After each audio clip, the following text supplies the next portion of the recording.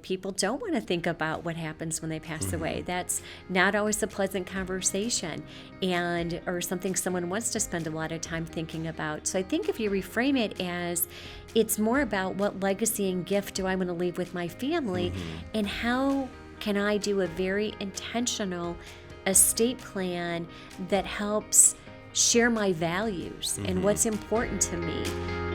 Welcome to Wealth and Life, where you'll learn with financial planner, consultant, speaker, and business owner, Tony D'Amico.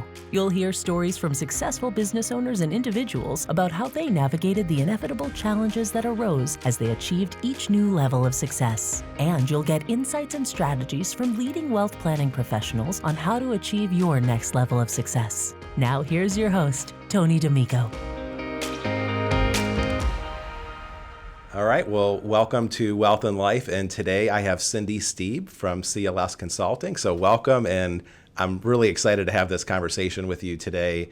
We're going to talk about several different topics that are really important for people to consider, for families and business owners to consider. So Cindy, tell us a little bit about what you do and a little bit about CLS Consulting. Great. Thanks for having me here today. I'm really excited to talk about estate planning, which I know that's kind of funny to say I'm excited to talk about estate planning, but that's a lot of what CLS Consulting does. CLS Consulting is the consulting business that I established about 3 years ago. I'm an estate planning lawyer, but really wanted to spend more time educating families and consulting with families and helping them think about how to pass businesses, wealth, whatever is their important legacy, and how do they pass that down to future generations in a very thoughtful way, but also thinking about some very technical ways they can do that with, say, a family trust company for those that are ultra high net worth families. But education is important, and being able to spend time with families, helping them figure out what's their mission, what from kind of a family governance perspective, what will help them sleep better at night, and what would help their children in the future understand and have a support system around them that when they receive the wealth or the business shares, that they're prepared to do so, and that there's been transparency and dialogue in the family. So those are some things that are really important to me, and one of the reasons that I launched CLS Consulting and spend time in that world. That's awesome, and we obviously love working with you, with our clients that have done a great job saving and helping them be very intentional. And what are kind of some of those common challenges that families maybe have that they maybe don't realize that having a thoughtful estate plan or a thoughtful perhaps mission statement or North Star. What are some of those challenges that what do they look like when they come to you? What they look like is, and I'm going to tell a personal story about what it looked like for me, and I think that will explain why I'm very big on education and talking to families about this. Is my family, I was actually in sales and marketing, so I'm a second career lawyer. So I am someone who thoughtfully decided to be a lawyer, so don't hold that against me. But I did think about that carefully. But I went to law school knowing I wanted to do estate planning and help families not get stuck in the estate planning process and understand it. But it is because my parents passed away and I was in my mid-30s. My parents were very young, but they had done no planning. So they hadn't done any planning. The documents that they had in place were from when I was probably 2 or 3 years old, and were not at all reflective or addressing the issues based on the wealth they had created and real estate. And we were woefully unprepared. And my dad was in a sudden accident, and you do just never quite know when something unexpected will happen. And we were completely unprepared. So in addition to dealing with the grief of an unexpected loss, we were thrown into a morass of not understanding legal documents. I was in sales and marketing, so not understanding legal documents, and they didn't have all the proper documents in place. So it actually took us 3 years to close Wow. what is called a probate estate for my dad. So it was subject to probate. Right, subject to probate and So you had a understanding the court rules, and we had a taxable estate issue. The estate tax was much lower, so we were dealing with taxes and the probate court and attorneys and dealing with grief. And on top of that, 2 months after my dad passed away, my mom was diagnosed with terminal cancer. Wow. So I learned a lot about estate planning the hard way, and on the table opposite side of the table of the client that was really trying to learn and understand. So decided to go to law school as a second career, took lots of estate planning classes, and really went into it wanting to help families not go through what I went through and what my family went through. And I do say to clients that estate planning ultimately is a gift you give to those you leave behind, and you have them prepared to manage wealth. You have them transparency that they understand what that may look like, and education therefore has become really important to me. And a lot of times I've seen families that the estate plan is a surprise, or in my family instance, there was no estate planning. And it's just a lot to deal with when you're unprepared and things aren't in place. So when my dad passed away, it was 3 years, but when my mom passed away, we had everything in a trust. We had no probate assets, and my sister and I were able to continue to move forward as co-trustees of a trust, and it just made the grieving process a whole lot easier, and we understood everything that was legally happening and the transfer of the documents. So it was a gift that my mom was able to leave for us because she had a full-blown estate plan. So I try to bring that that's awesome. education and understanding to clients. That's great, because I don't think you can underestimate until you kind of go through it, but the amount of grief that you're experiencing, and then you have to figure out all of these other new areas that you probably, it doesn't sound like you knew of at that time. You had to figure out, well, what's going to happen? Do we need to hire a lawyer? What's the process going to be? What's the cost going to be?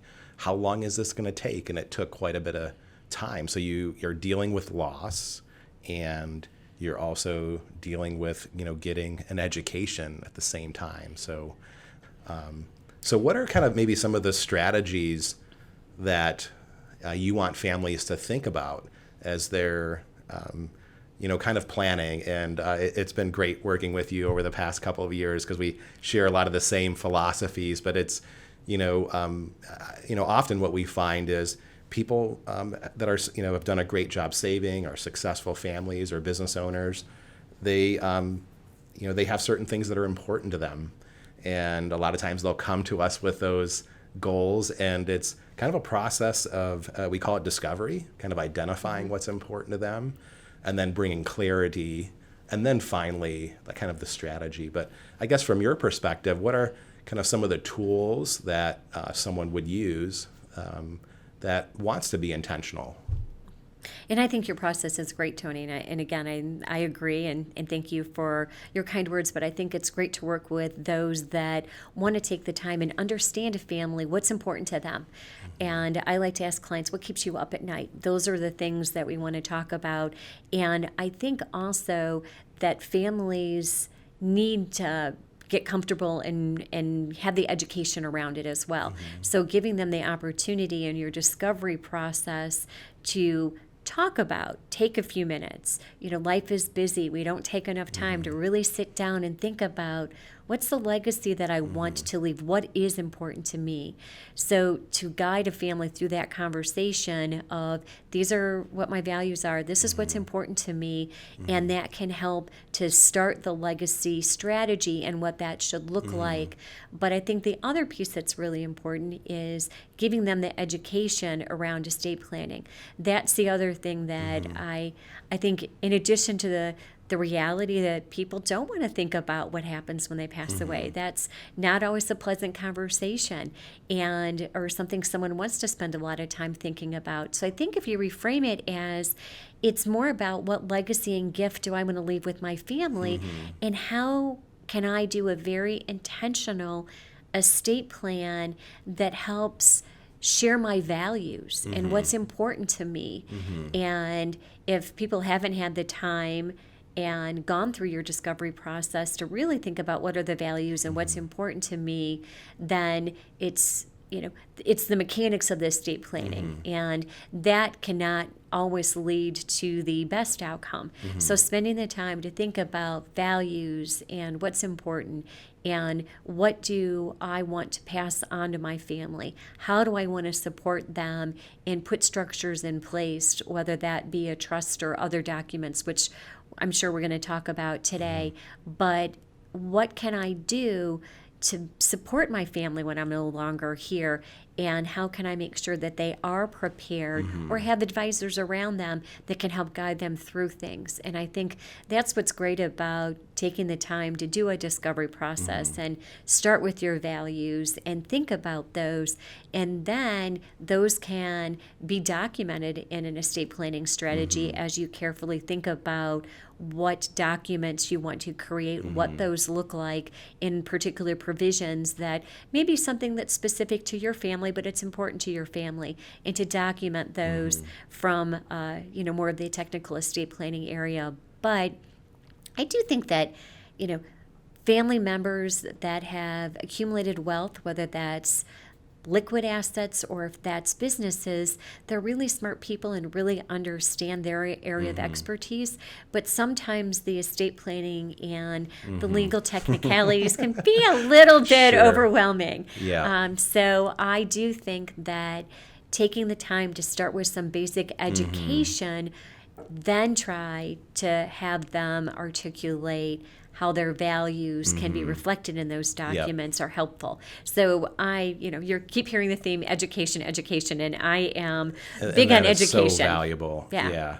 And we've kind of talked off camera just about some of those common things that we run into. A lot of times, the people that we work with, they know what their values are, but nobody's ever asked them to kind of think about that. They know what they are, right. but they know just who they never are. gone through the process of having that question asked and mapping things out. And so that's a very common starting point, and that's okay because they're busy with their lives, with their business, their careers.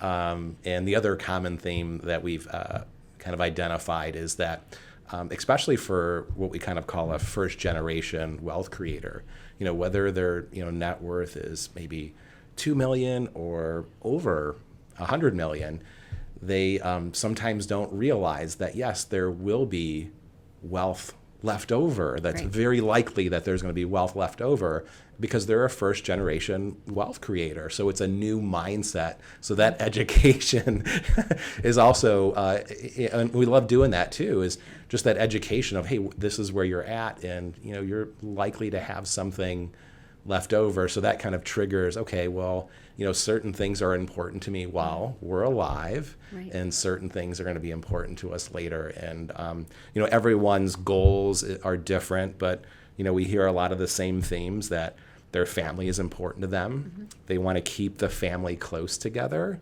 Their family is growing, so they have maybe a bunch of cousins. So, and how do they keep the family together? What are some things that they can do, maybe traditions that they can create, which, is, again, they don't really come in maybe knowing what question to ask, but that's kind of the common starting point. But and I did want to share a story about your comment about the wealth creators. It always amazes me that the number of wealth creators who are so busy with creating the wealth or jobs or businesses, and they don't think of themselves as someone who has created wealth that could pass, that could be around, to your point exactly, past their lives, that they've, invest well or the business continues to grow. So in addition to working with someone like yourself that can help them take a look at projections of do some modeling to see what may be left and do some projections, I encourage clients, and I have one client that didn't think they had any need for estate planning, and I'm sitting in their company business and seeing what's going on around me, and was asking, have you done valuations of the business? And thankfully they had, which is a good thing. They had done some valuations, and we started to talk about how much the company had been growing. And I said, have you even projected out 5 years, if you continue on that trajectory, Yeah. where you might be? Right. And they had never done that. And actually, when they went through that simple exercise of just taking that wealth and projecting it out for 5 years, let alone 10 years. And this is someone who certainly believed that they would be around more than 10 years, that they were stunned.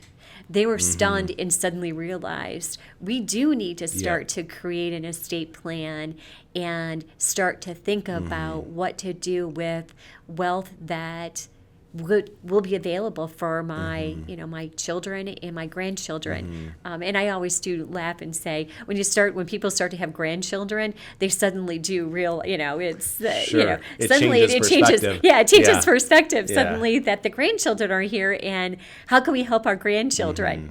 What can we do differently, or how can we help our grandkids? But it's taken that minute just to step back and realize that there is a likelihood that there will be something to pass on to your kids and your grandkids and your great-grandkids. Yep, and I love that educational approach that you take with your clients and with the clients that we work on together, because it's a multi-layered approach. You're educating them in a way to help them understand where they're at. But then once they realize where they're at, they're like, oh, I have all these other considerations to think about. And there's a lot to think about with kind of coming up with an estate plan. It's I would say it's a time-consuming, lengthy process. It definitely, even when we did, we revisited our estate plan, my wife and I. It was about 3 years ago, but we went really through an intensive process, doing a lot of the same things that you talked about.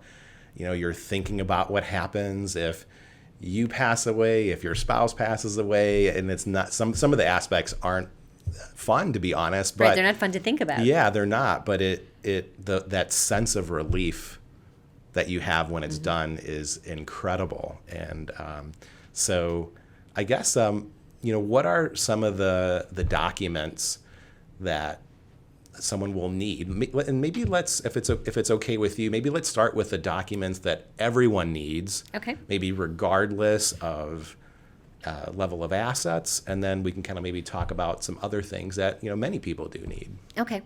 There are actually 5 documents. So when I'm going through an education with a client, that I talk about that they at least need to be aware of and understand.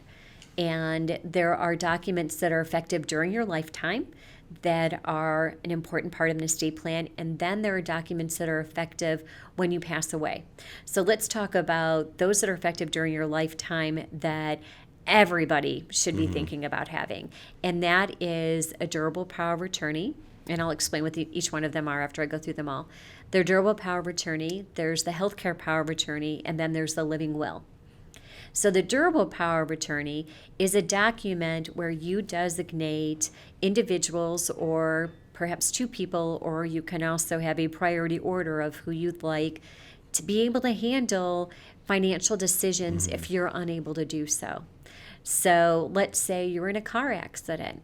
You are going to survive, but somebody needs to pay your bills or have access to your bank account to make sure that your mortgage is paid, your utilities are paid, all of those things are kept on. That the person that you name in your durable power of attorney, basically I call it steps into your shoes. So they step into the shoes, and they are you to be able to have access to your financial information for a period of time. So that's a document that everybody may find a situation where they need to do that. So, even if you're married, you and your spouse likely travel in a car frequently together. So if you're in an accident together and neither one of you have access, then perhaps you need to make sure that you have an alternative beyond the spouse to be able to make sure that things are continuing to be paid and that your bills are kept current. So that would be one document that I would say everybody needs or should think about making sure they have. Stepping into someone, you're allowing someone to step into your shoes. There's a lot of power with that. A lot of power that someone has. Yeah, there's a lot of power. So it's someone you want to think about carefully, but it is a document that you would want to have in place. And that's effective during your lifetime. When you pass away, a lot of people think that they can still act under a durable power of attorney, and that is not correct. So I commonly hear people thinking that they can present a durable power of attorney after someone passes away, and they cannot. That document is actually void at the time someone passes away. So it's a document that is really necessary during your lifetime to make sure you can designate who has access to that information. So Cindy, do you have a story where maybe either someone had a financial durable power of attorney in place or didn't have one, and maybe what the consequences were? Yeah, so I frequently see this and talk to clients about this quite a bit, that a natural reaction if a family member needs assistance in writing checks or things like that, paying bills, is that they go to the bank. And I see this particularly with older clients, and they want to have one of their children help them. Well, when they go to the bank's easy solution is, well, let's just add you to the bank account so that you can have check writing authority. Well, that is the simple answer, but unfortunately in some situations that can have unintended consequences. And the unintended consequences are that if someone has been added to your bank account and it's a joint bank account, whatever dollars are in that account at your death automatically, by contract, if it's a joint account, go to that individual. So in my example, you may have a situation where you really wanted money in that account to be split, say, 3 ways. You have 3 children. You would really prefer, your intentions were in your estate planning documents say that it goes between 3 people, but you unintentionally gave 100% of that to one sibling.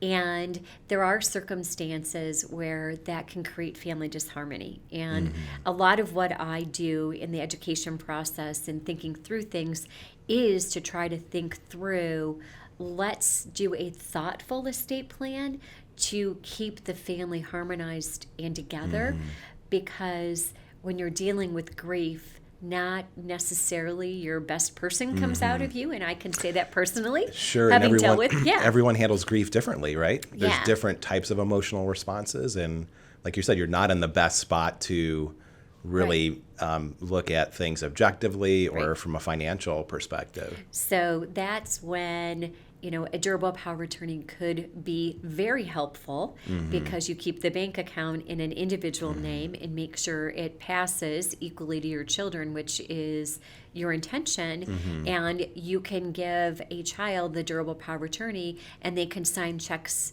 as the agent under the durable power of attorney. So they still have the same access, and they're able to use that durable power of attorney, and you don't have the unintended consequences of they end up with additional dollars. Now, sometimes that is the intention. So obviously a joint account can work if that's your intention, but that's things to keep in mind where durable power of attorney could be very helpful.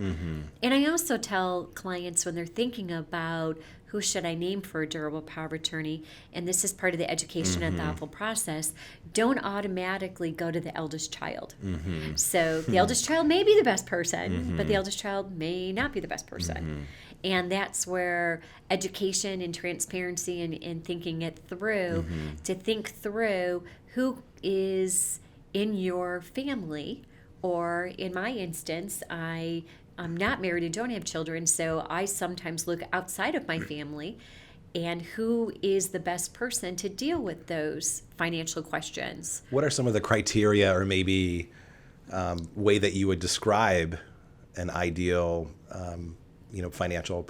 Some of that could be that financial power of attorney. Be the agent. Yeah. So someone that has at least some financial understanding and can manage paying bills and are organized and can work with, and it could be a circumstance that they need to be, working with advisors like, yourself in making decisions about portfolios and those kind of things. So it's, you want someone, and they don't have to be nearby anymore. I get that question a lot. A lot of people are like, do they need to be in town, and need to be someone that can physically walk into the bank? That could make life easier, but it's certainly not necessary anymore. Not the most important factor. Right, it's not the most important factor to think about. So you can always fax and send copies of a durable power of attorney, and people can conduct business remotely. But that's what I would think about. I would think about someone who has some financial acumen and is able, that you also need to have someone you really implicitly trust, because back to the It's a very important document because they basically step into your shoes and they have access to all of your financial information. So somebody you really trust and someone that has a little bit of that financial acumen. Yeah, they could basically make decisions for you, right? They step into your shoes, so it's a very powerful document.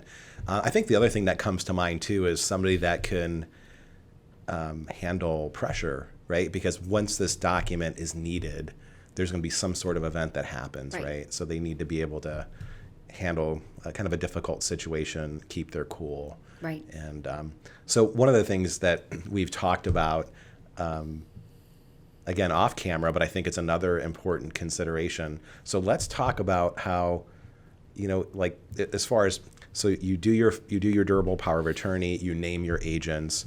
Perhaps there's a primary agent. Let's just say it's a spouse, but let's say that there's contingent agents named. And let's say it's maybe other family members, children.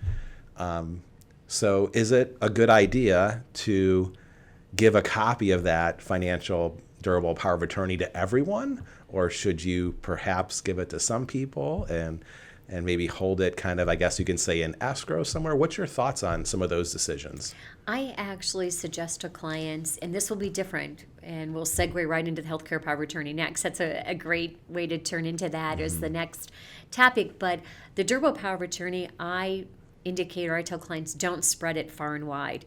You want to keep that document somewhere safe and somewhere where the people who are named, I think it is helpful to let people know that if something happens to me, I do need you to step into my shoes and handle my financial matters, and let them know where they can get the document. So whether that's a secret place, safe in your home, a lot of people actually do get, safes in your home, and where you can let them know where to go to find the combination. So my durable power of attorney happens to be someone who is not a family member, but he knows exactly where to go to get the combination, to go in the safe, to be able to get that document should he need it. So he knows where to get that document. Now, I give completely separate advice for a healthcare power of attorney. So let's talk about that for a minute. Yeah. So the healthcare power of attorney is a power of attorney, as the name would state, but as you can imagine, has the word health in front of it. It's you're naming someone who can be an agent to make your healthcare decisions if you are unable to do so. So let's go back to the car accident. So you've been in a car accident, and let's say you're married and your spouse has as well. Both of you are unable to talk to the physician and make decisions about the course of treatment or what needs to be done. Do you need to be transported to a different hospital? How does the situation need to be managed? Your healthcare power of attorney allows you to name, and you have to name in the healthcare power of attorney, you name people in priority order. The reason you have to do it in priority order and not jointly is that the doctor needs to have the one person to take the direction from, not a committee. So that is a document where you do need to think about the first priority, which is typically a spouse if you're married, and a second and a third alternative. And they are people that will make your healthcare decisions and have access to your carrier records. And, there's a HIPAA authorization in the standard healthcare power of attorney right now here in Ohio that they have access to all your medical records so that they can make an informed decision on your behalf since you cannot do so. So with the healthcare power of attorney, I have exactly the opposite direction that I do with the durable power of attorney of sharing it. I encourage people to make copies of that. A copy is as valid as an original. Make a copy of your healthcare power of attorney, give it to your agents so that, it's going to be an emergency situation in all likelihood if you need to utilize your healthcare power of attorney. So you want those individuals to have it already. So if you have a hospital that you frequent or that you have treatment or is nearby, and you want to make sure they have it, it's not a bad idea to make sure the hospital has it. Your primary care physician has it. So if you go in for surgery, hospitals a lot of time ask, do you have a healthcare power of attorney? They also ask about a living will, and we'll talk about that in a moment and how that differs. But it's a good idea to share that document. Let them know, help them understand what your wishes are, and make sure that they have that if they need to get to the hospital to be your spokesperson or make decisions on your behalf, they have the document. They don't have to go to the house, find the combination, go to the safe. So it's a little different. Power of attorney, financial issues are usually not an emergency, but you want them to know where to get the document. But healthcare is different. So I do say spread that far and wide. And I also ask people to think about, when you're thinking about who to name in priority order, think about who, the same dealing with pressure, but a different kind of pressure. So this is medical pressure. Yeah. Maybe you have someone in your family who understands medicine or has some type of background in healthcare. They would be a great choice. So it's thinking through who can make what could potentially not, to be extreme, but could be life or death situations, but can make those decisions and gather information in a manner and deal with that stress and pressure and give guidance to the doctor on what to do. So the healthcare power of attorney is a little different than the durable power of attorney, but because it's for healthcare, but some of the same thinking through who makes sense. Sure. To name as agents, some of the same thought processes apply. And I always default to naming children in age order is not always the best way to do it. I think Don't default to that. Yeah, there's a little natural bit more. tendency. Yeah, there's a natural tendency to go to I'll do my children in age order. And that's when I start to ask clients about, do they deal with them under pressure? Would they have any medical background? Can they do that? Sure. And think about it first. So Cindy, if somebody is married, do they need a healthcare power of attorney? Or could the spouse just go in and make healthcare decisions for their spouse because they're just married? Because they're married, your spouse is going to be who the doctor will talk to. And there is, in Ohio, I always say, if you're not making decisions for yourself, the state will make some decisions for you. And there is a priority order of who to talk to, but you can't rely on that. I go back to my car accident. You're in a car accident together, and your spouse can't make the decision. Now, which of your children is appropriate or is even a child appropriate? Maybe you have a sibling or a spouse's sibling that has medical background that would be a better person to do that. So I always encourage people not to rely on the defaults of the law, but to make thoughtful decisions and be able to make that decision and make sure that your wishes are what's happening and that someone that you would want to make those decisions for you are doing so. Right, and regardless of the state, they're going to have their plan for you if you don't have your own, right? And there's some similarities between states, but there's also some differences. Yeah. So it really comes down to taking the time to understand what you want. Right. But we need those, we need those backstops, right? Unfortunately, we need the probate process because people sometimes don't identify who they want to get. Yeah, well, that was obviously unintentional, right? Yeah. Unintentional. Right, it was unintentional, but we have to have that that judicial, orderly process to identify what people own, marshal their assets. People can make claims to those pieces of property. So I guess with that, should we... actually, let's segue. You mentioned, too, you wanted to talk about the living will. Let's do that, and then let's kind of talk about what a will is and how that's different than a living will. Yeah, and that's a great distinction. A living will is a document that is effective during your lifetime. And the will, which we'll talk about in a second, is actually the document that becomes effective upon your passing. So the living will is different than the healthcare power of attorney. And the living will is a declaration where you are saying, I am of sound mind and I've really thought this through. What do I want to happen if I am not expected to survive? So you are, in Ohio, it's statutorily defined that you are permanently unconscious or you are terminally ill. So again, you're not expected to survive. So the living will allows you to think about, do I want heroic measures or not heroic measures? That's sometimes the best way to think about it. So people confuse it and say it's a DNR. It's not a DNR. So a doctor writes a do not resuscitate. Yep.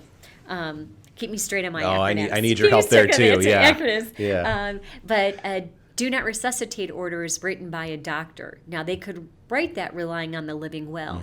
So a living will is when you are in a situation where two doctors have determined that you're not going to recover.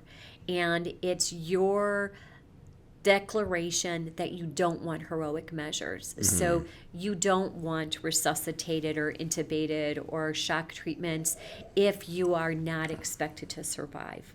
And then the doctor would actually write a do not resuscitate order. But it's also an opportunity for you to document or declare if I don't want a feeding tube. I don't want to be kept alive just on a feeding tube. So it takes, it takes some pressure off your healthcare power of attorney. They don't need to make the decision of, do I remove, feeding tubes or not even remove it? Do I not have heroic measures done?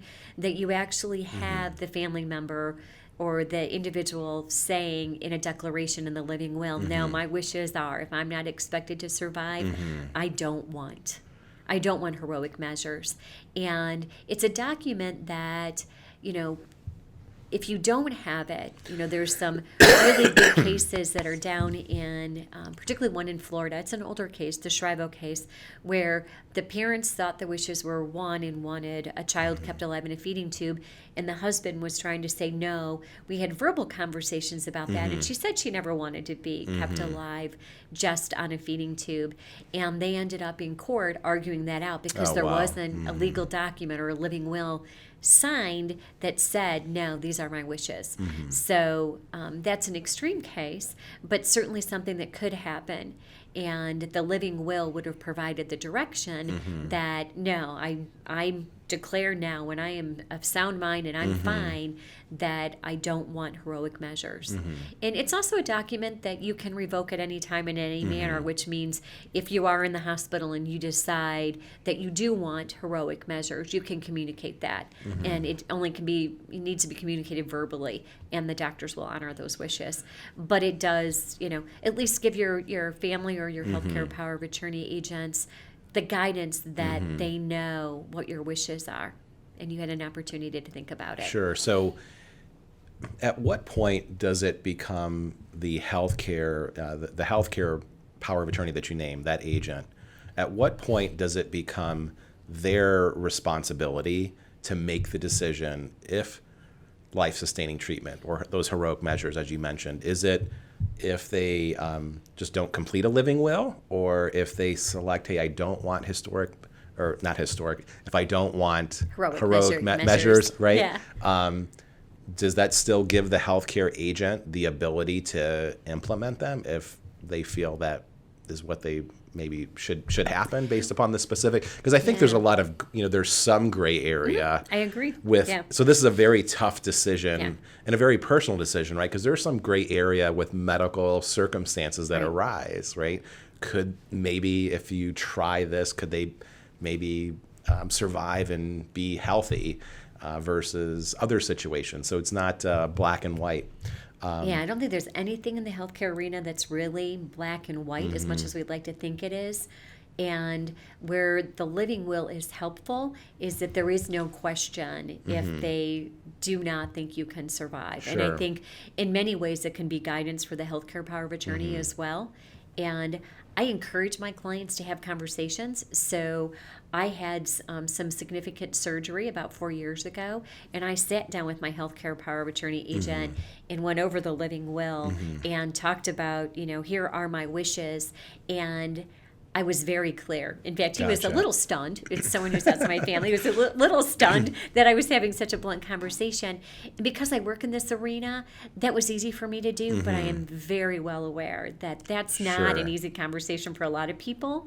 So the living will can be the written document that indicates that would be their wishes. So if somebody does not do a living will, does that power then just rest with their healthcare agent? Yes. So the healthcare agent has the power and needs to make that decision based on what they believe the wishes would have been.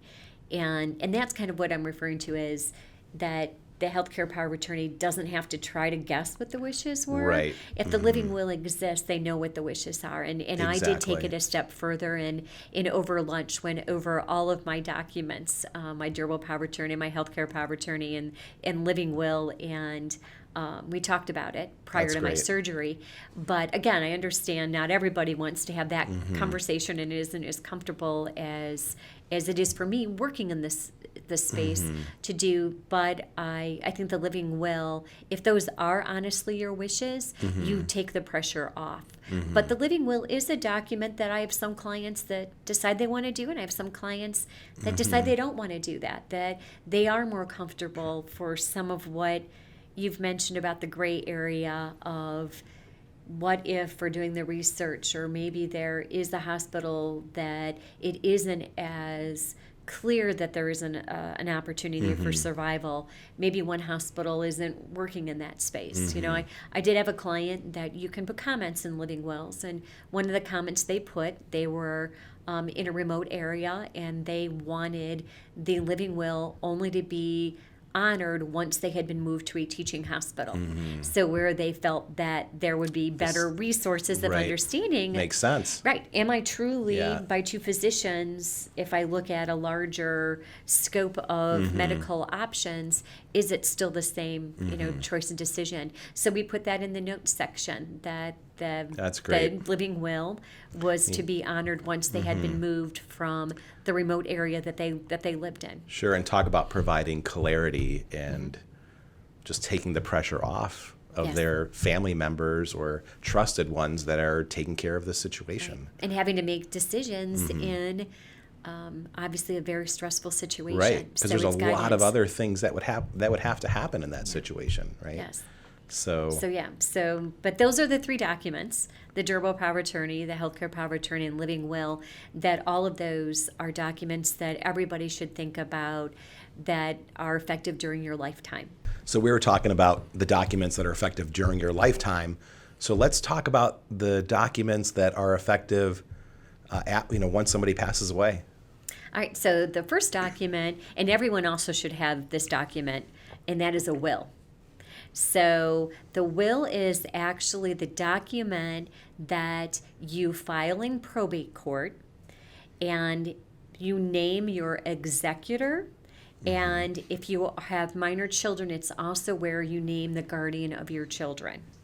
So those are two very important roles and functions of the will. You may or may not just have a will and not have a trust, but we'll talk a little bit more in detail about the trust, because you can just use a will to dispose of your assets, which basically talks about who gets what. But the one thing about a will to always keep in mind is if you only have a will, whoever you would like to receive your property, they get it either right away or when they turn 18. And sometimes 18 years old to receive property may not be a good thing. Sure. And that's when a trust comes into play. So we'll talk a little bit more about that in a second. But I want to back up and talk about the roles of the guardian and the executor and how you think about who would be good people to do that. So when you think about your executor, you think about someone, their job really is to what lawyers call marshaling your assets.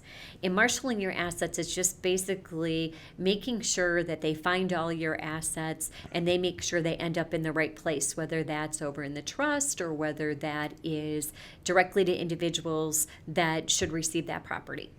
And they are also responsible for filing your last income tax return. And if it's a taxable estate, which how much you can pass to someone without paying an estate tax here in Ohio. There is no Ohio estate tax, so it's a federal estate tax, and that applies to everybody. And right now, the federal estate tax number is over 11 million. So everyone can pass $11 million of assets or property onto someone without paying a federal estate tax.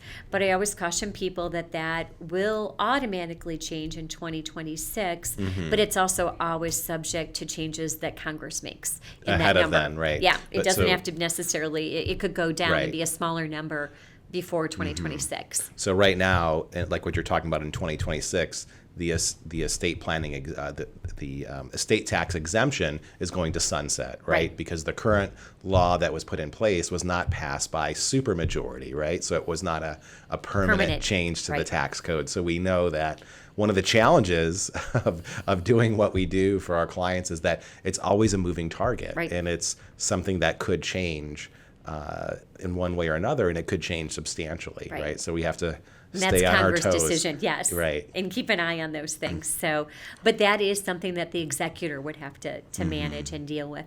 And your guardian, so your guardian of your children is who you would like to raise your children, your minor children, until they're 18 years old. So those are two key figures that you would name in your will.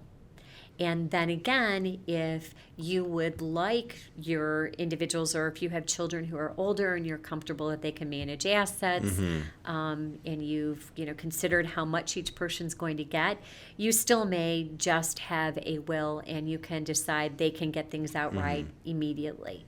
Sure. I do always say, to clients, think about, you may want to have a trust if you want the assets maybe not distributed at 18. So one of the huge advantages of doing a trust is you can set ages that the children get the assets outright. So with the will, I get this question a lot. Some people think that if they have a will, their assets are not subject to probate, but wills are subject to probate. Right. So wills are subject to probate, and everything would have to be accounted for in probate court. And just because you have a will does not mean probate court is not involved. And in fact, you typically have to file the will in probate court at the very minimum to have your executor appointed and get your appointment papers. So probate has much more to do with how are assets titled and how are they passing? So that takes us a little bit beyond the actual estate planning documents themselves, but a great time to digress and think about how your assets are titled. And working with, I know your team does a lot of that follow-up even after you think about the estate plan and put the strategy in place.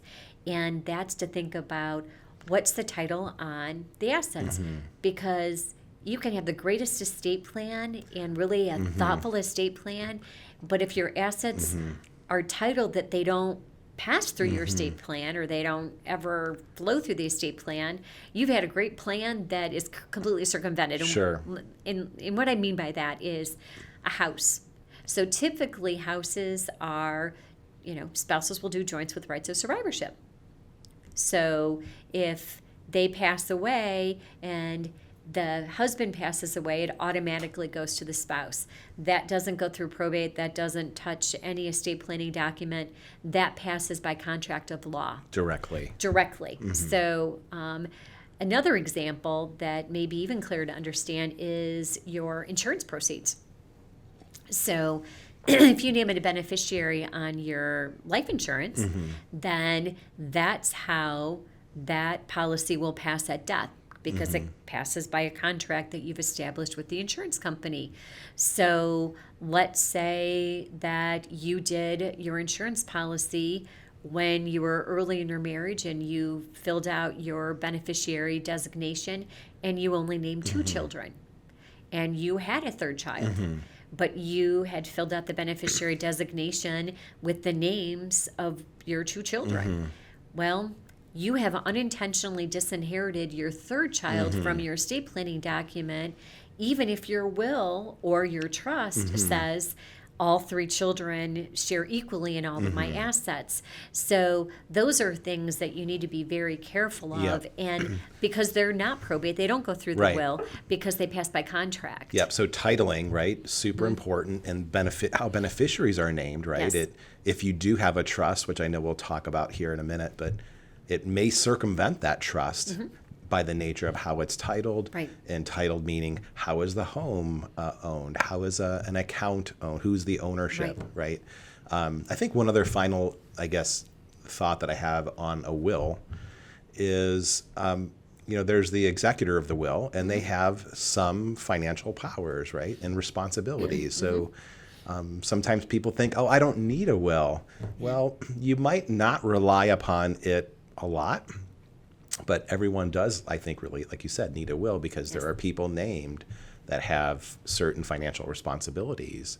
And it's kind of like a backstop, right? Just in case there's maybe an asset that maybe a newer asset that came later in life and they forgot to think about how it was titled, and or if maybe there weren't any beneficiaries, and there could possibly maybe be a little bit that goes through probate. And obviously for some people, most, not all, but they want to obviously try to avoid probate through titling beneficiaries. Right.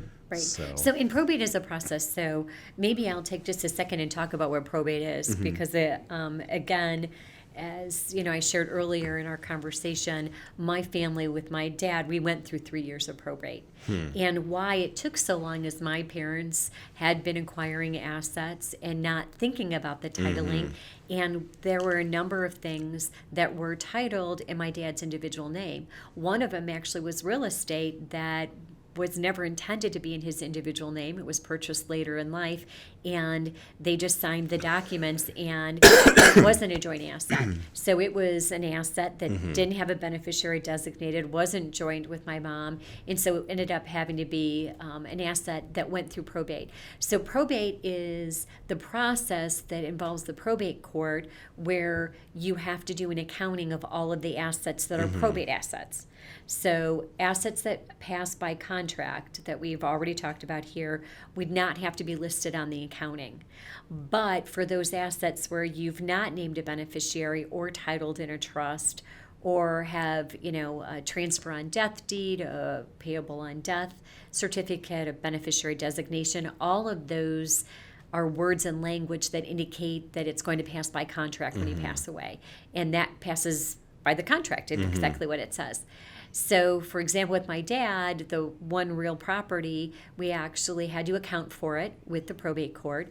We also had, my parents had thought it would be a great idea to put all the vehicles, and they had a number of them, and anything that was titled they would put in my dad's name, because he had retired, and he could be the one to go to the BMV and deal with all the... So kind of he went to the bank, he went to the BMV to deal with those things. Just because my mom was still working. So... we ended up, all of those assets, though, had to be accounted in probate court. We had to list them in accounting and do regular updates with the probate court and have hearings to disclose the value of the assets. And then we also had to disclose how we ended up distributing those assets and what we did with those assets. So it's basically, probate is the court overseeing the disposition of the property that does not pass by a non-probate vehicle such as a trust or by contract. So it just lengthened the process. It did end up, we needed to hire an attorney. It was more than, I was not an attorney at the time, excuse me, but we needed the guidance of how do you walk through that process. So, and it's public record. That's the other really big thing about probate. Probate is a public process where anyone can go to probate court and ask to see the probate file for any person who's passed away, and that's public record. So, and curiosity people can make claim, right? People can make claims. If they can say, well, I own that, or if people have creditors can make claims, and all those things. Right, to all of those all of that. So probate is, a lot of people do want to avoid probate for those reasons.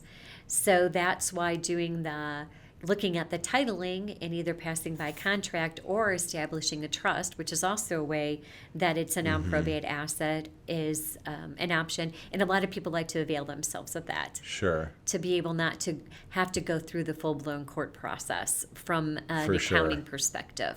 So let's talk a little bit about trusts. Okay. I think there's a lot of misconceptions about trust, and there's a lot of, I think, education needed. So I'm glad that we're doing this today. But trusts aren't... they aren't just to avoid estate tax, right? There's many reasons for a trust. I always tell people sometimes the best way to say I love you is not to leave instructions behind with your assets, right? Kind of maybe similar to the process that you went through, although that wasn't their intention, right? But it could be very stressful for someone to inherit things or accounts or assets or property and really not have much instruction. And there's a whole host of considerations too. So let's talk about why someone might consider a trust, and kind of maybe some of those decisions that you make in that trust. Okay.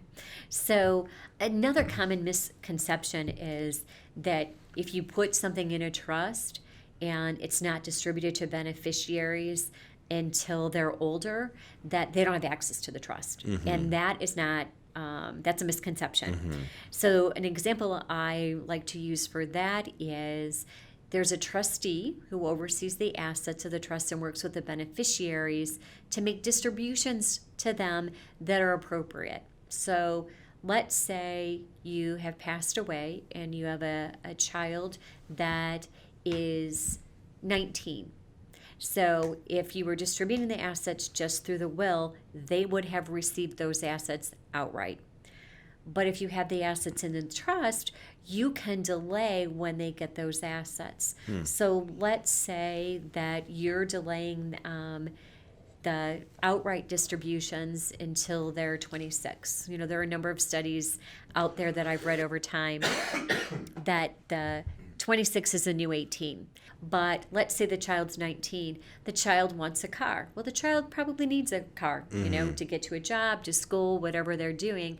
If the child got money outright, they may be saying, I'm going to go buy myself a Corvette, you know, a Lamborghini, or, you know, some fun sports car, and spend a lot more of their inheritance than if you waited till, you know, they're 26 to get distributions. So when they're 19, the trustee's still making distributions for them, and the trustee may say, yes, you need a car, I agree, but I'm going to buy you a Camry, or I'm going to buy you a Subaru, you know, or I'm going to look for something that's all about safety, not about speed. Sure. Not about how fast can I go.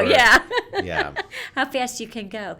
So what I hear you saying, it's not about not giving the assets or controlling so tightly, but it's about putting them in the right position, and that's obviously contingent upon the types of assets, the level of wealth, the nuances of the family members, right? So there's a lot to consider there.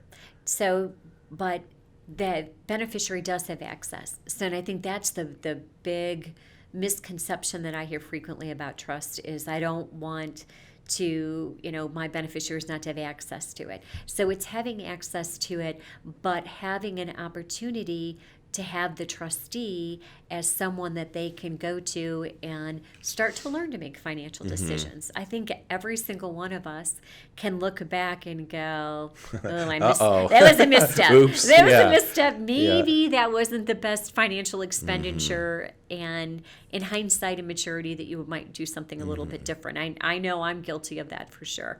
We all are, right? That the older I've gotten, the more I analyze and different things I take into consideration. And, you know, certainly there are things that I wish I hadn't spent money on, that I had that in, you know, savings or retirement now. But anyway, it's providing them, your beneficiaries, your family typically, with those resources and that cushion to learn. And another way to do that as well is not pick an age where they get outright distribution of everything all at once. So what kind a nice staging thing, it, right? Right. Staging it over time and ages. So let's say that you want, you know, them to have some money at 26. Maybe you do a third of your assets at 26 or a fourth. That's the great thing about trust. They're also very flexible, that you can really go back to that values, you know, kind of look back to the values and my North Star of perhaps, you know, kind of a mission statement or going through the discovery process. Let me think about what's the right age to start to distribute. But then you can stagger that over time, and maybe you don't do full distribution of everything until they're 35. But it allows you give your kids or your grandchildren or whoever your beneficiaries are, it's a gift of practice. Right. You know, you get a distribution and maybe they didn't manage it, you know, as much as they look. Giving them some staged experience in financial management. Right. Really, really important. And And we see that a lot too, where sometimes people want to stage that. Yeah. And sometimes we're even seeing people say, oh, I want to wait till 30 and maybe stage it out over their 30s. But there's still other ways where they can have access to the money for other reasons, right? Not just the age trigger. Right. So let's talk about that a little bit. What Okay. maybe are kind of some of the ongoing reasons that people can access money if they need it? Well, and I always encourage clients to take some time to think about what, if they were alive and they were still able to help, what are some of those things they would want to help with? And we actually put those in the trust as guidance to the trustee.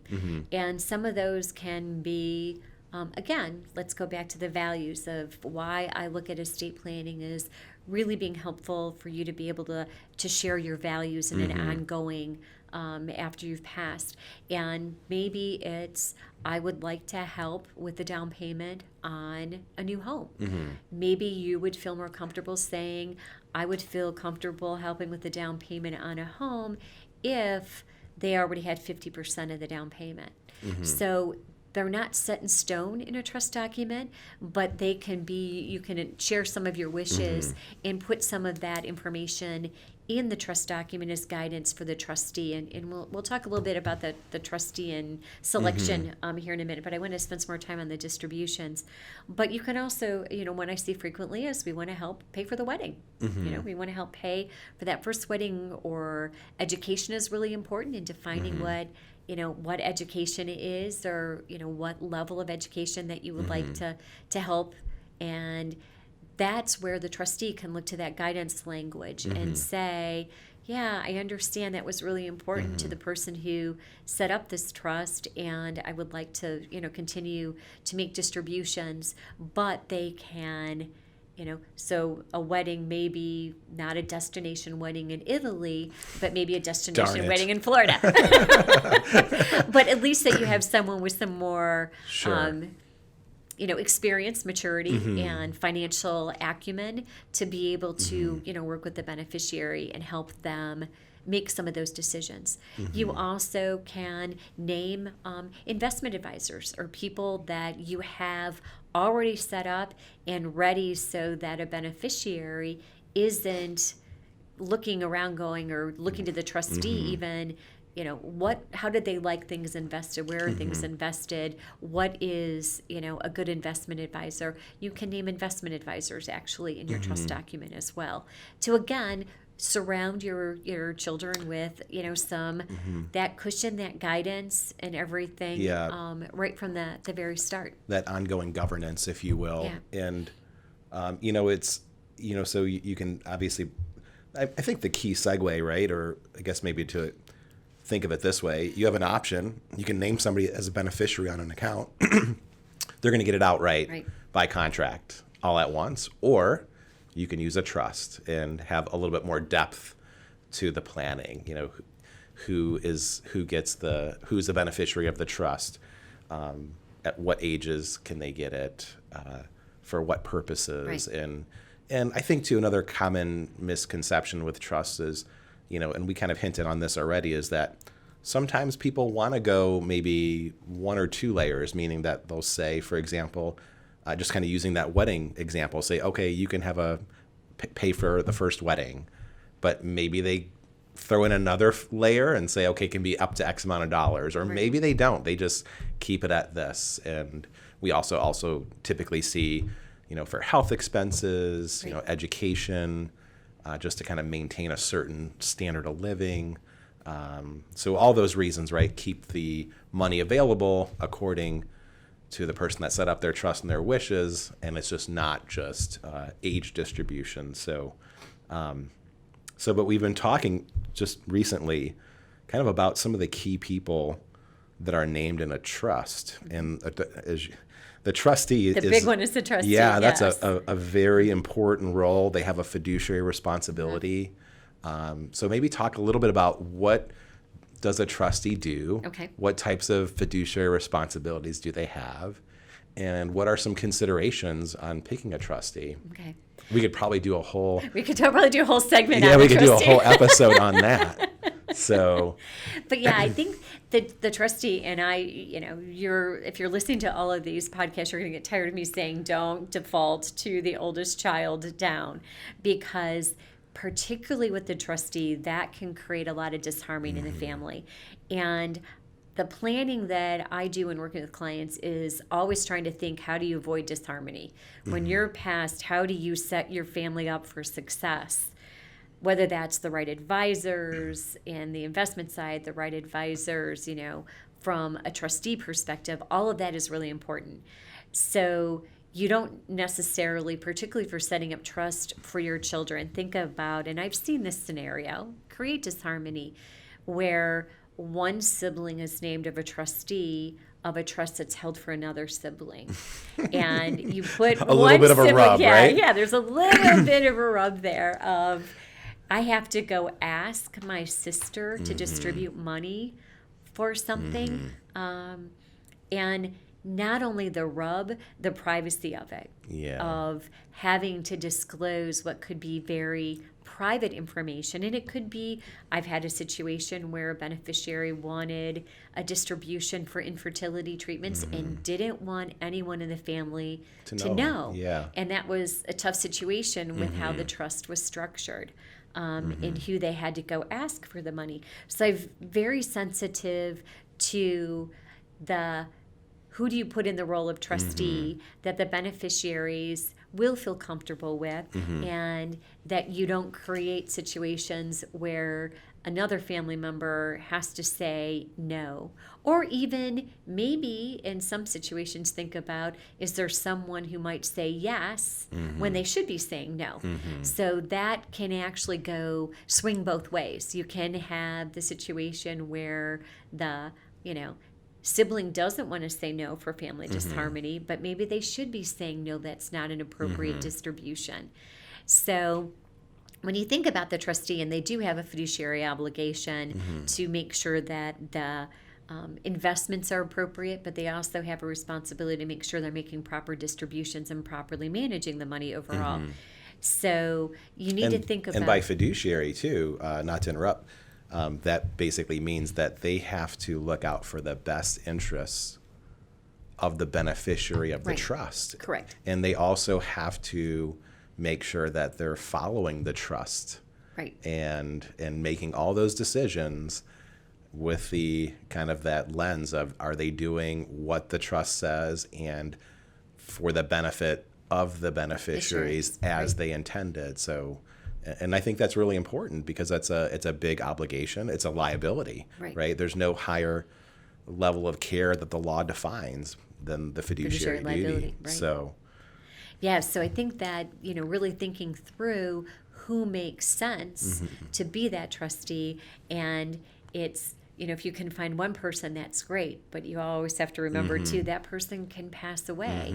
And, if you are spreading distributions out where your children are going to be older, it's thinking about the successor trustee. So that decision always doesn't stop at just the one trustee. Just the first level, the right? first level, you need to think about the successor, and you can always think about, there are corporate trustees, and there are more and more trustees that are starting to cater to trust administration and making those decisions, and separated from investment. So there are trustees that do both investment management and trustee services, but there's also a number of companies now that do just trust administration and help with the distributions and the there are certain legal requirements now in many states, including Ohio, of notices that need to go out annually for beneficiaries, and all of those, kind of details that are also part of being a trustee. Sure. And I guess let's talk about,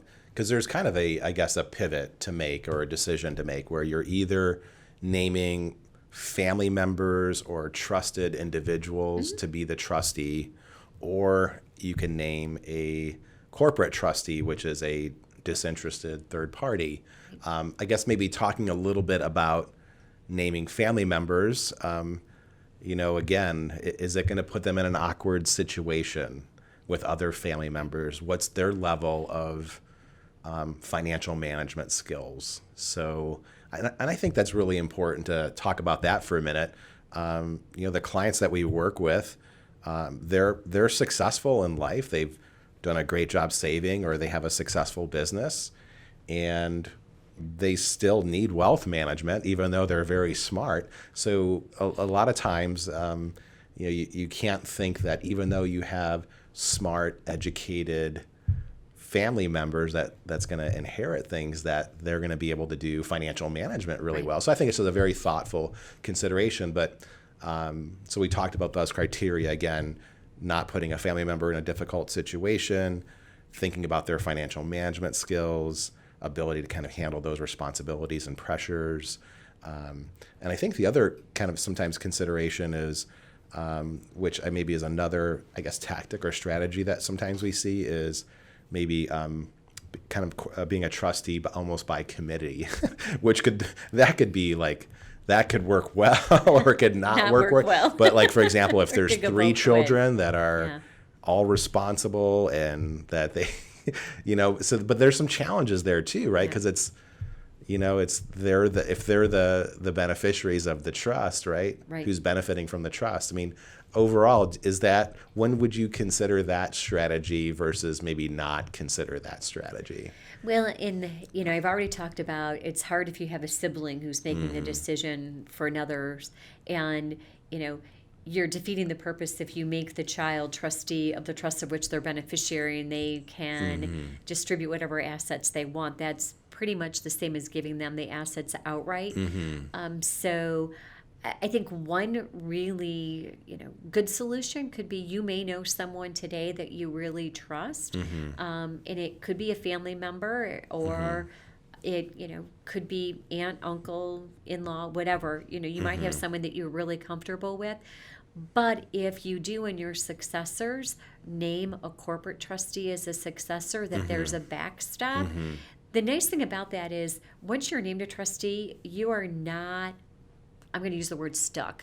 You're not stuck being the trustee. So if things start to get uncomfortable or disharmony, or that it is not a situation that's going well, trustees can always resign as well. So trustees can resign, and it can move to the next successor. And if you have a corporate trustee as kind of your backstop, that you do know that you have an entity that goes on, what lawyers like to say, in perpetuity, that you always would have someone that you were able to select and were comfortable with as a trustee. So that may be a way to deal with I know someone now, I just don't know how long that they may be available based on the distribution ages that I've selected, that you do have kind of thought through a longer term plan. Yeah, and that's great. So let's, we've been talking about corporate trustees, and we've already talked about that's an independent third party.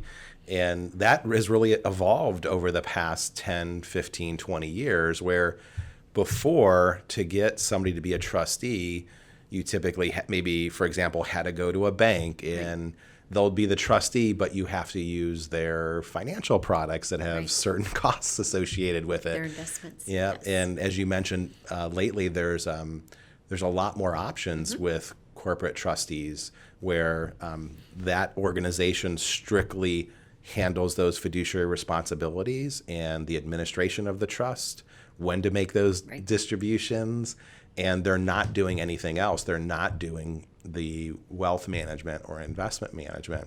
So that's a strategy that we often use. We will have people ask us, can we be trustee, and we cannot in our role. So utilizing that corporate trustee. Now that's a little bit of a different area, where sometimes having that trustee selected, but also perhaps maybe having that managed by a committee of family members by majority vote. So that's one strategy that we've discussed in the past and as a potential. But I think it's important to note that governance is really important. Naming a corporate trustee, naming a registered investment advisor that will provide the ongoing investment management, and if they do wealth management as well, to do the wealth planning, but then have individuals named that have the responsibility to and oversee them, to change them if needed. Right. And but we kind of were talking about that governance. But yeah, I guess what I guess, what thoughts do you have there in regards to that? I think that's important. I think you always need to think through checks and balances and who makes sense from a checks and balance perspective. And we have talked about before, which was a great solution for this particular family, where we set a committee that had the ability to remove not only the trustee but the investment advisor if they weren't happy with their services. So the advisors can resign, but they also can be removed, and that keeps everybody working together. And so, from a governance perspective, that's that can be a really great solution. Yep. Yeah, and I'm thinking about that case now too. With there, it just made sense to go one layer deeper, where they wanted, if they needed to switch investment advisors, that they would hire another registered investment advisor that has fiduciary duty with their responsibilities, but they didn't name any other criteria or location, but that was important to them. Yeah, and that's something you can do for the successors. If they are removed, you can put in the trust that you want certain characteristics of either the trustee that they move to or the trustee or the investment advisor. I joke, I worked with a client and we spent a lot of time thinking about the, fiduciary roles within the trust. And we were talking about the trustee and what characteristics, if they wanted to change from the current trustee.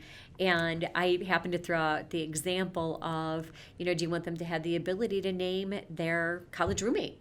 And thinking that a college roommate would, distribute anything they wanted, to them and could act as the trustee, and maybe not the best choice.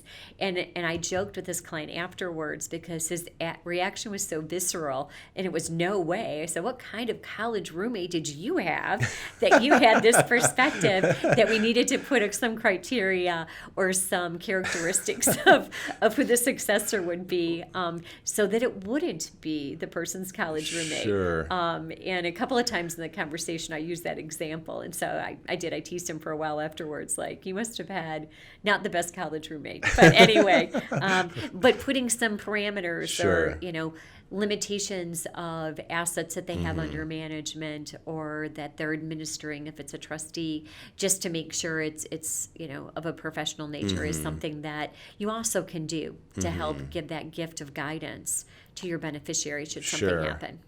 So, so there's a lot here. So with this, we're talking about trust planning and all the different considerations. So someone goes through this process and they've identified what's important to them and kind of their North Star, and they've been intentional about what they need to implement while they're living. Perhaps it's, certain things while they're living, obviously maintaining a lifestyle, and perhaps it's gifting to maybe help grandchildren get education. So there's a lot of things that happen during their life. So we talked about gifting, perhaps charitable contributions, and then there's stuff that you want to plan for when you're gone. So, when somebody kind of goes through that process and they do everything and they have all the right strategies in place, what do you see?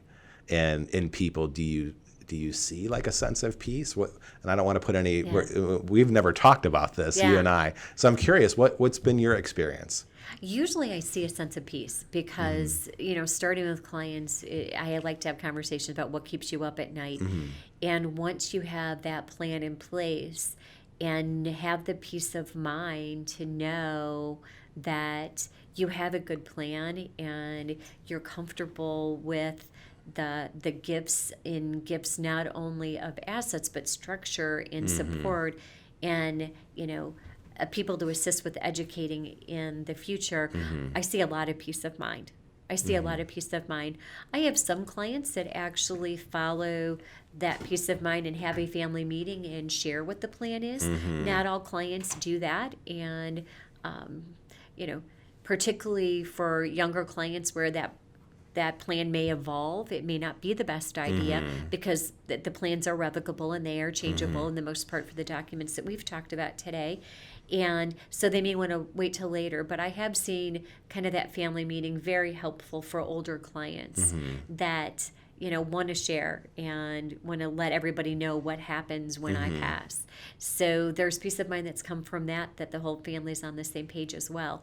That's So there awesome. are, I think, and you're right, we haven't talked about this ever before, but I do see that there is that peace of mind.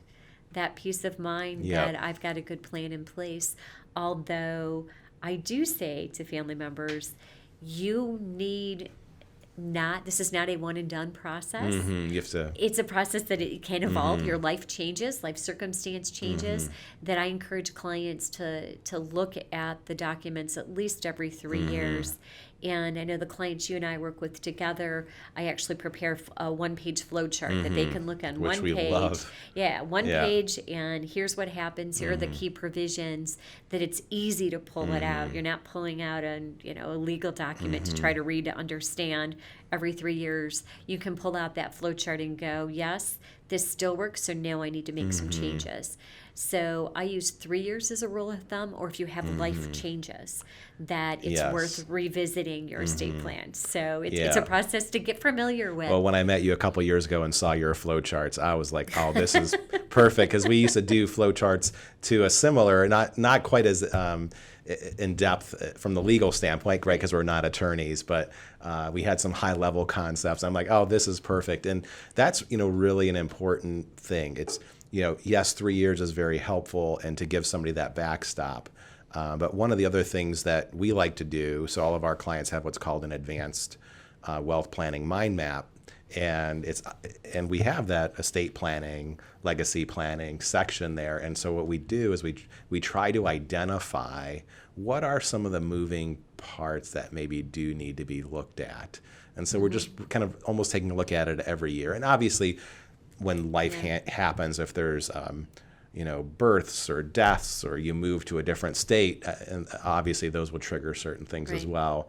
But what we've been kind of talking about too, I think it's important to note, is kind of the process. So we kind of talked about the process, and it's interesting. So once there is kind of their plan and strategies are in place, there's a lot of, I would call them, final action steps, and so kind of having, I think, another reason why I think we work so well together is the importance of having a process that's founded in discovery, identification, then education, and then guiding them through each step of the way. But they get this all in place, and they feel that peace of mind. But then, like we've talked about before, then there's a process to complete the process. There's updating titling, updating beneficiaries. Where do you store the documents? Who are you going to give what document to? Are you going to have a family meeting? And we always encourage people to let, ideally you want to perhaps have a conversation with somebody before you appoint them as a financial power of attorney agent or a healthcare agent, but or a guardian, yeah. Your children. So you don't want to just have those conversations after you do your documents. But even though when they are done, assume that you did have those preliminary conversations. To have a conversation, maybe it doesn't need to be very deep, but sometimes people would want to, and that's great too. But to have those conversations, and so there's a whole host of issues, right, that have to happen for your plan to be actually implemented and actually be successful. So I know I kind of just said a lot about that, but do you have any thoughts on that stage of the process? I think it is. It's just, I think the key point that you made that's so important is it is a process. It is a process, and it's so helpful to find those advisors that will walk that, process with you and keep you on track, because, there's a lot of steps to the process, but the peace of mind that you get at the end is so well worth it. And again, from personal experience, comparing my dad's passing to my mom's passing, with everything in order with my mom, it doesn't make a passing of a family member any easier, but it did take a lot of stress off trying to figure things out at that juncture. So there was a piece that came for myself as a beneficiary of my mom's estate, just to know everything was in place. She was comfortable with the plan. She had been very thoughtful, and we weren't trying to figure everything out all by ourselves with, having just lost a parent. Yeah. So having that personal experience, and Is again, key. why Yeah.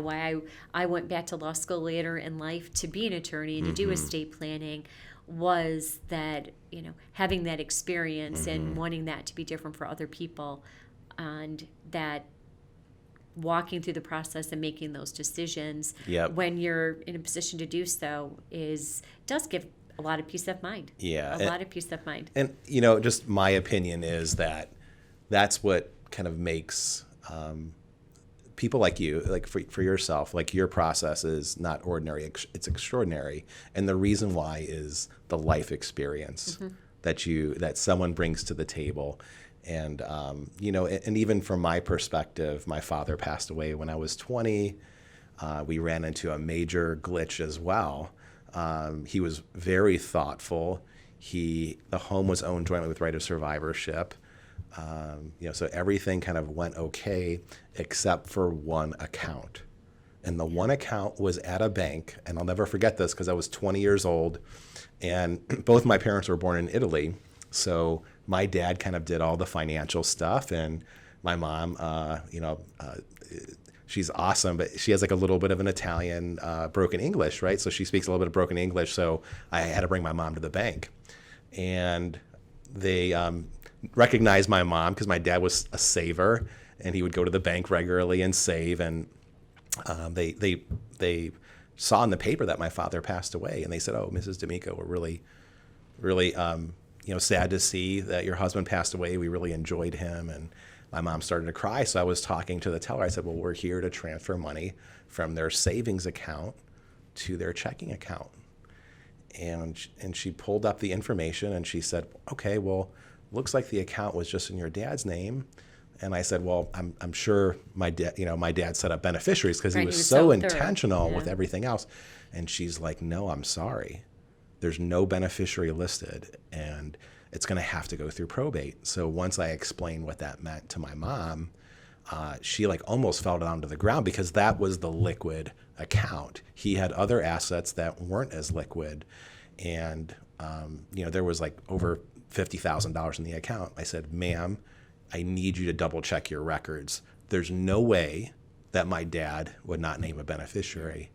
And I'm thankful that I pushed the issue because she went in the back, and this was some time ago. So she went in the back, dug through files, and there were still paper files then, and she found the beneficiary designation like after about 45 minutes. And I could tell you that 45 minutes was so painful. But yes, nothing kind of that personal experience, and having been through scenarios too where I've been the one making healthcare decisions for my mom with some health challenges that she has. But we definitely appreciate all that personal experience that is kind of completely evident through your process. So Cindy, as we wrap up this podcast is really about achieving success where wealth and life intersect.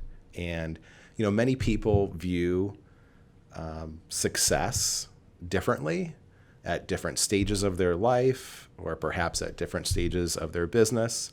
And, Cindy, you've accomplished what most people would call a very successful business with the types of clients you serve. But I guess when you think about maybe your intersection of wealth and life for you at this stage, what does success look like for you moving forward? Wow, you're right.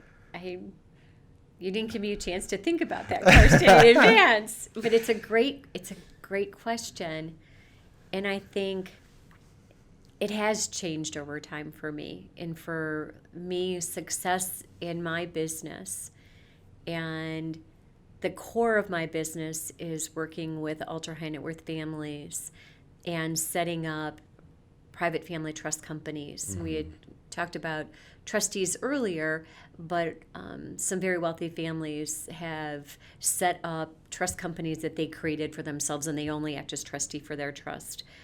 But for me, success is more about taking my experience and taking my knowledge and background over a lifetime now and applying that to help families stay together and create harmony in the family. So it's at this juncture of my life less about financial and much more about taking that background and that experience and helping set families up to stay together. And a piece that frames that is when I was in private practice initially, I was being guided to probate litigation. And really, probate litigation, once you're in probate litigation, there's really not going back with families. It can be so acrimonious and it tears families apart. And I actually could share a very specific meeting with the family that it was very clear that the only winners were going to be the lawyers and legal fees, because the family was draining the estate and fighting about things that were very emotional for a plan that had not been well thought through in advance. And I can look back to that very specific meeting, and that's when I decided I wanted to do something different, and I really wanted to spend the rest of my career helping families plan to pass family businesses across generations, and how do you keep a family together, and what estate planning can you do with that, what governance perspectives can you put in place, what, we refer to them as family glue events. What can you do for family glue? How do you try to bring a family together versus tearing it apart? So for me, success is more about helping families come up with those constructs, legal and non-legal, that really will help keep them together across generations. So, and that's the framework I've been working in now for 18 years. And it's really having made that turn of trying to continue to help families figure out how to stay together. So that, to me, is more the definition of success than anything right now for me in CLS Consulting.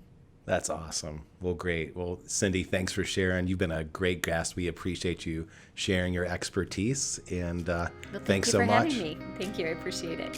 Thank you. Do you want even more ideas, tools, and resources on how to achieve the next level of success in your wealth planning? Check out wealthandlife.com, where Tony will cover the latest trends and wealth planning best practices for successful business owners, families approaching retirement, and comprehensive wealth management. And by subscribing to the Wealth and Life podcast, keep up to date with future episodes. Get it all now at wealthandlife.com.